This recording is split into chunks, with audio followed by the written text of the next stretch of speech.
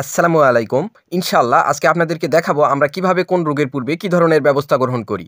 একটা কথা মনে রাখবেন, প্রতিষেধকের থেকে প্রতিরোধই উত্তম। তো আজকে সকালে খামারের সব কাজ শেষ করেই রওনা দেই ভ্যাকসিন এবং হলিস্টিয়ান ফ্রিজিয়ান সিমেন্ট নেওয়ার উদ্দেশ্যে। এখন প্রশ্ন আসতে পারে, গাভী হিটে আসেনি, এত আগে সিমেন্ট দিয়ে কি করব? আসলে ব্যাপারটা হচ্ছে, আপনারা জানেন আমরা হলিস্টিয়ান ফ্রিজিয়ান জাত উন্নয়ন করতেছি। তাই ভালো মানের কিছু হলিস্টিয়ান ফ্রিজিয়ান সিমেন্ট এনে রাখলাম, যেন হিটে আসলে এই সিমেন্টগুলা ব্যবহার করতে পারি। গাভী হিটে আসলে ১২ থেকে ১৮ ঘন্টার মধ্যে প্রজনন করতে হয়। তো তৎক্ষণাৎভাবে আমরা ভালো মানের সিমেন্ট পাই না, হাতের কাছে যা পাই তাই বাধ্য হয়ে দিতে হয়। এই জন্যই আগের থেকেই সিমেন্ট নেওয়া। তো ভাইয়ের কাছে যাওয়ার পরই সিমেন্ট নেওয়ার আগে আমরা খামার ঘুরে দেখলাম। তো খামার ঘুরে দেখার পর আমরা ভাইয়ের কাছ থেকে হলিস্টিয়ান ফ্রিজিয়ান জাতের ৮টি সিমেন্ট নিই।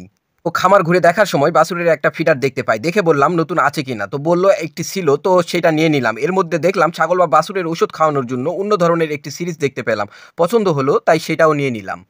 এসব কিছু নেওয়ার পর আমাদের প্রধান যে কাজটা ছিল এলএসডি বা ল্যাম্পি স্কিন ডিজিজের ভ্যাকসিন নেওয়া।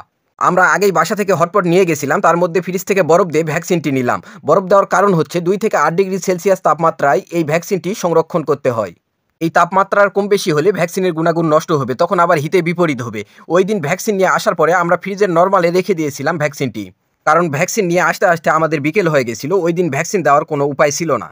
তো পরের দিন সকালে আমরা আমাদের গরুগুলাকে এলএসডি ভ্যাকসিন প্রয়োগ করি। এটির নাম ছিল ববিভেক্স, মূলত মরক্কোর একটি কোম্পানি, যা এসিআই কোম্পানি আমদানি করে। এখন অনেকের মনের মধ্যে প্রশ্ন জাগতে পারে, কয় টাকা দিয়ে নিলাম, কয়টা গরুকে দিতে পারবো? চলুন জানা যাক। ববিভেক্স এলএসডি অ্যান্ড 10 ডোজ 1950 টাকা নিয়েছিল।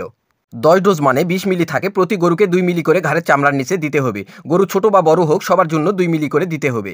এই ভ্যাকসিনটি গর্ভ অবস্থায় নিরাপদ এবং বাছুরের জন্য যে কোনো বয়সে ব্যবহার করা যাবে।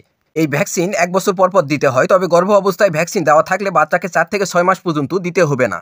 এই ভ্যাকসিন দেওয়ার উত্তম সময় হচ্ছে শীতের শেষে, অর্থাৎ বসন্তের শুরুর দিকে, কারণ এই সময় মশামাছির উপদ্রব বেশি থাকে এবং এই মশামাছির মাধ্যমেই এই রোগটি বেশি ছড়ায়।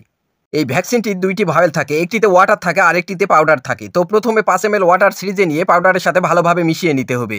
আবার বাকি ওয়াটার সিরিজে উঠিয়ে ভালোভাবে মিশিয়ে নিতে হবে। তারপর 2 ml করে ঘাড়ের চামড়ার নিচে প্রয়োগ করতে হবে। ভ্যাকসিন প্রয়োগের সময় খেয়াল রাখতে হবে যেন কোনোভাবে মাংসে না যায়, যেহেতু এটি একটি জীবন্ত ভাইরাস, তাই খেয়াল রাখতে হবে যেন খামারে না পড়ে। যদি খামারে পড়ে, সাথে সাথে সাবানের পানি বা ব্লিচিং পাউডার দিয়ে ধুয়ে ফেলতে হবে।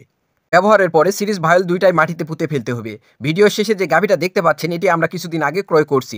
রমজান মাসে সময় স্বল্পতার জন্য, অনেক কাজের চাপে এবং ক্লান্তির জন্য আমরা ভিডিও দিতে পারিনি। পরবর্তী কোনো ভিডিওতে ইনশাল্লাহ আমরা বিস্তারিত আপনাদেরকে জানাবো।